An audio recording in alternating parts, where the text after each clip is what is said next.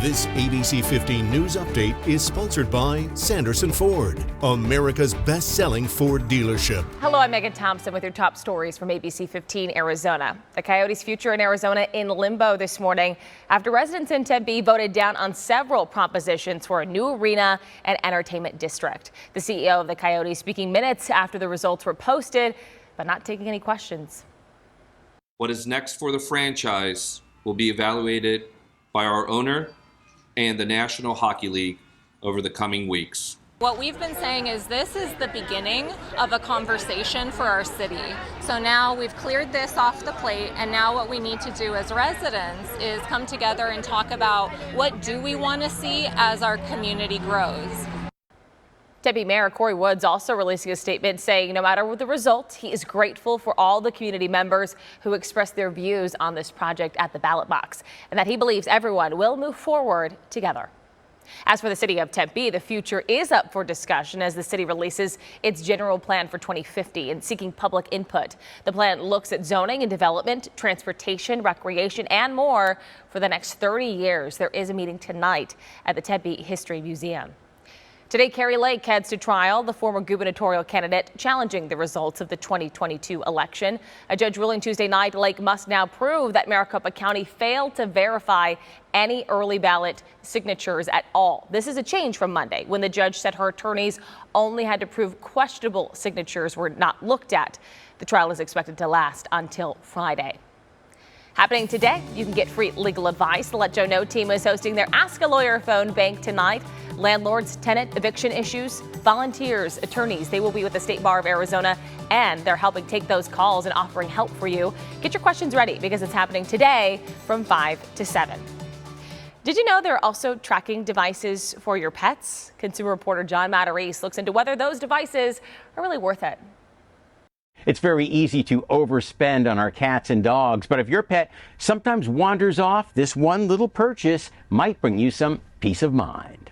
John Warman and his dog Hank are going camping, and John doesn't want to risk losing his best friend. If they see a deer or something, they chase it, they might not be able to find their way back. So he stopped by his local pet shop because it will track 7 miles to ask about tracking devices. Owner Daryl Myerenke has been using one on his own collie, Patty Bear. He showed me how it clips to Patty's collar. Then he can see where the dog is anytime. So the app shows you exactly where this collar is? Yep. It shows that Patty Bear is right here at the store with us. He says prices in his store vary between $50 and $150. You can get something very simple or you can get something very complex. Now, tracking devices are very different than microchips inserted under an animal's skin. Consumer Report says microchips rely on someone finding your pet, reading it electronically, and then contacting you. Trackers, on the other hand, show your pet's location in real time in an app or close to it. It might tell you to go to this address, but it's next door or down the block or something like that. CR's Scott Medint says while most trackers are accurate, they are not precision instruments and do have limitations. For the best results, he says stick with trackers that use both GPS and cellular service. Some of the ones that don't have that are cheaper, and so people may be tempted to use them.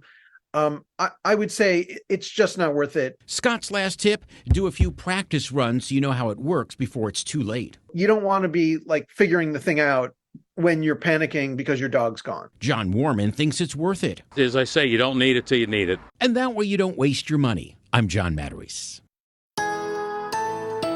Time now for that most accurate forecast. I'm meteorologist Iris Hermosillo. Storms will redevelop again across our state today, and it'll be mainly northern and eastern Arizona where we see the best coverage, but especially along the rim from Yavapai County over to the White Mountains and in southeast Arizona too. And for the valley, about a 10% chance for showers and storms. We'll have to watch for that this evening as we could again see a few showers or isolated storms work off the higher terrain or be triggered thanks to those outflow winds that are going to move in from storms in our surrounding areas. That helps develop new storms closer to the valley. So we'll be watching for that this afternoon and evening, but also keep in mind the heat is still on. Highs in the low hundreds today, with highs reaching the 70s to 80s across northern Arizona. So keep heat safety top of mind. Know that temperatures will be trending down over the next few days, and we actually bottom out in the low 90s by Friday as daily storm chances continue. Then we start to get warmer this weekend, and it looks like we'll be drier, but back into the low hundreds too by early next week here in the valley. For the latest headlines, weather, and traffic, you can always head to abc15.com or download that free ABC15 mobile app.